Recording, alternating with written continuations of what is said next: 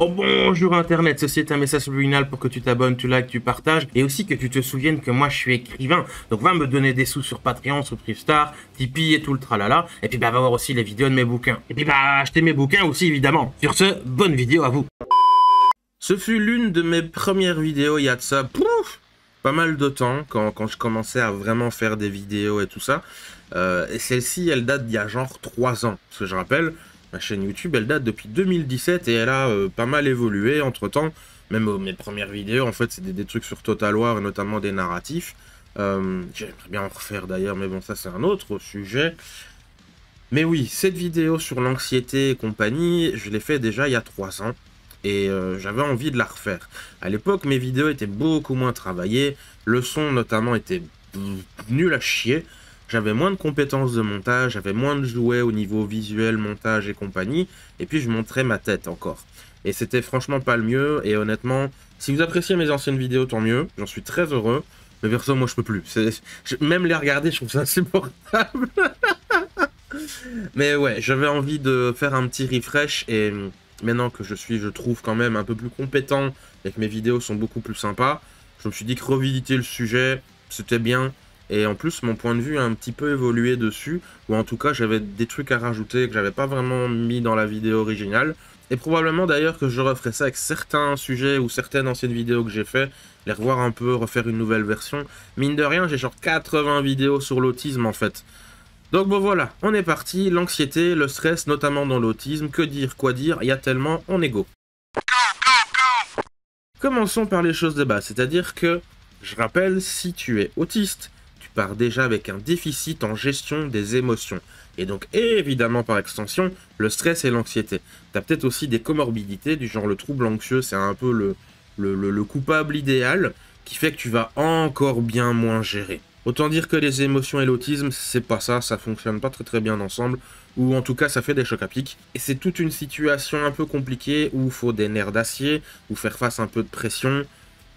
Ça va être la catastrophe. Je vous remets notamment l'extrait, le fameux extrait du film Le cerveau d'Hugo, qui est pour moi le meilleur résultat et la meilleure représentation de pas mal de situations de stress vécues par une personne autiste.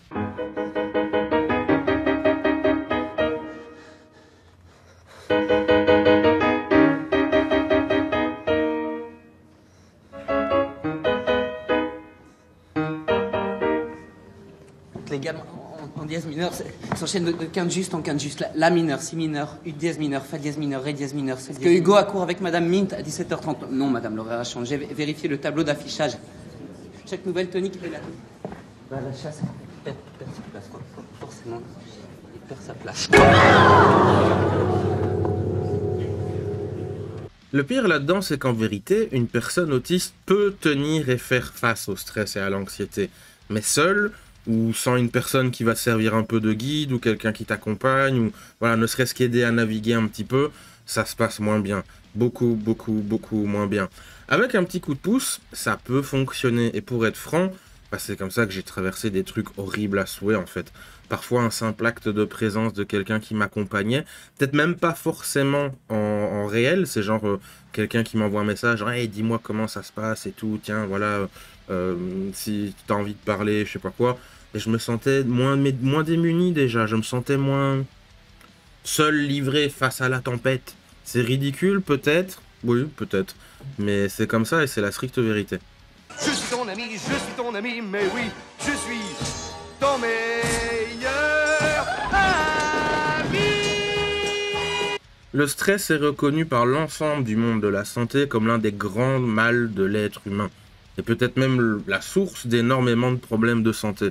Le stress, ça se traduit par... Le stress, en vérité, c'est une sorte de pression qu'on subit ou on se met à soi-même. Psychique, évidemment, la pression. Et à force, on se sent tellement écrasé par ce poids qu'on craque. Et souvent, dans ces cas-là, la personne autiste, elle va soit péter un câble et tout casser. Ça, c'est moi.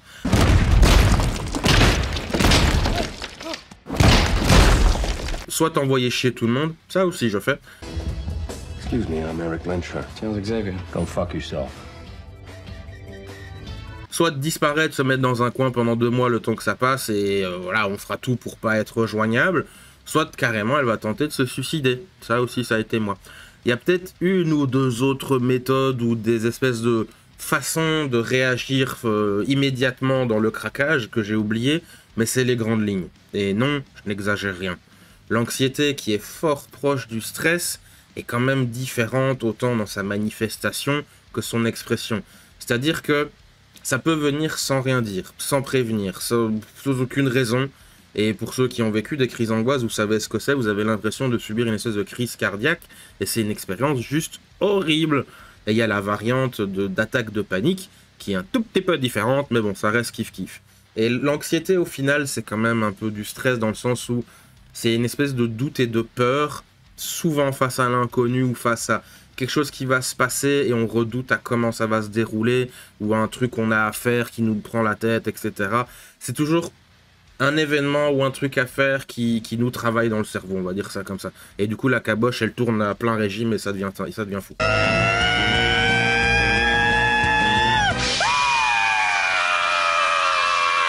J'ose prétendre d'ailleurs que le stress et l'anxiété, c'est peut-être l'un des gros points centraux, si pas le point central, qui fait que l'espérance de vie d'une personne autiste est inférieure, et pas forcément qu'un peu. Selon des sources que j'ai trouvées, on peut taper sur entre 15 et 30 ans de moins qu'une personne normale. Il y a différents chiffres, mais ouais, on est dans ces eaux-là approximativement.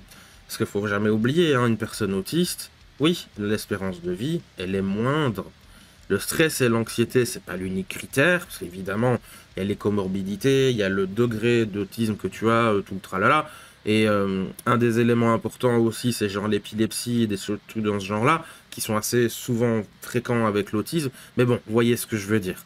Le stress et l'anxiété, pour moi, selon moi, c'est le plus grand problème et le plus gros défi de l'autisme. Car rien que par exemple, un autre gros souci de l'autisme qui est la communication, si on est un peu plus détendu, un peu moins stressé, tout le tralala, et qu'on est moins tétanisé à l'idée de socialiser, ou terrifié qu'on se pisse dessus littéralement, ça une fois ça m'est arrivé, bah évidemment que ce problème de communication il ira mieux, ou en tout cas il sera moins pire, tout simplement. Hey!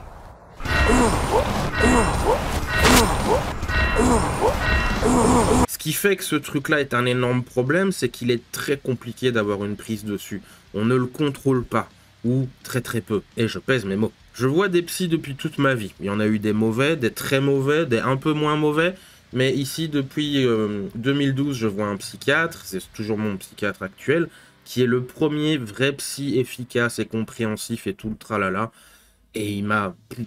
Honnêtement, il m'a sauvé la vie, en fait. C'est avec lui que j'ai eu mon diagnostic d'autisme, c'est avec lui que j'ai eu ma pension de personne handicapée, c'est avec lui que j'ai pu travailler et comprendre plein de machins qui me concernaient de pourquoi Christopher, il fait ça dans cette situation-là. C'est débile, faudrait changer ça. Et voilà, j'ai fait d'énormes progrès avec lui, immenses, genre, limite, je suis quelqu'un d'autre. Mais je suis toujours une énorme bite pour gérer mon stress et mon anxiété. Je veux dire, je suis vraiment nul à chier. Et ça signifie qu'avant... j'étais une gigantesque merde, parce que j'ai quand même un petit peu évolué sur le stress et l'anxiété, et notamment quand je prends mes médocs, alors là, c'est limite comme quand je fumais des pétards.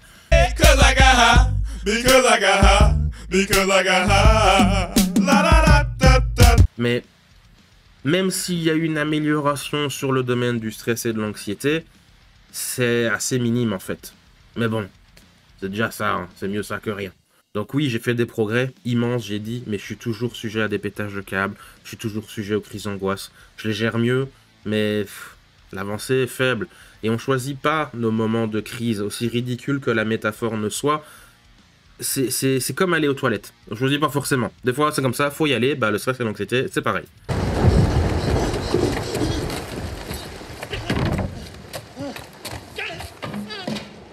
Et où il va comme ça, celui-là?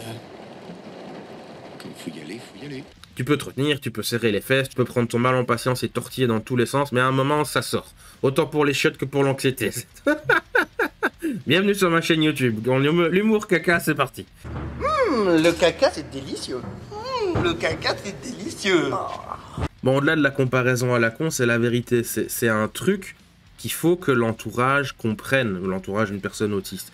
Et il faut le dire, ça se contrôle pas, ou très peu. Ou genre, tu sais, ça va péter, foutez le camp, c'est...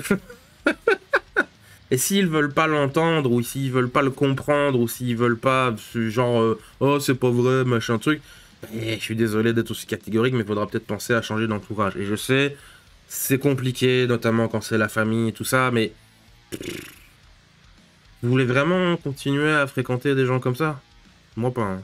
Le meilleur remède que j'ai trouvé pour justement mieux gérer le stress et l'anxiété, comme j'ai mentionné vis-à-vis de mon psy, bah c'est mieux arranger sa vie en fait, tout bêtement. Enfin, tout bêtement.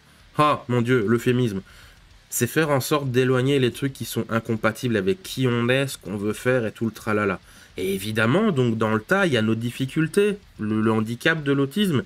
Et petit à petit, bah, ça va s'apaiser. Ça veut pas dire qu'on le vivra plus, mais ce sera peut-être mieux contenu. On sera peut-être un peu plus serein quand on affrontera ça au moment donné. On aura aussi peut-être une zone de repli lorsque justement ça va péter en cas de pépin. Parce que des fois, bah, tu t'en as pas en fait. T'es bloqué en public et tout. Et je l'ai vécu encore il y a pas longtemps. J'étais en total pétage de câble quand j'étais en convention. Et bah, j'avais l'air ridicule, quoi, à me taper le crâne et tout ça. Heureusement, les visiteurs étaient pas encore arrivés, mais... Qu'est-ce que vous voulez que je vous dise? Parce que si ta vie est remplie de trucs où t'es constamment sous pression et en stress, que t'as pas d'endroit pour toi, évidemment que tu vas être une bombe nucléaire en permanence.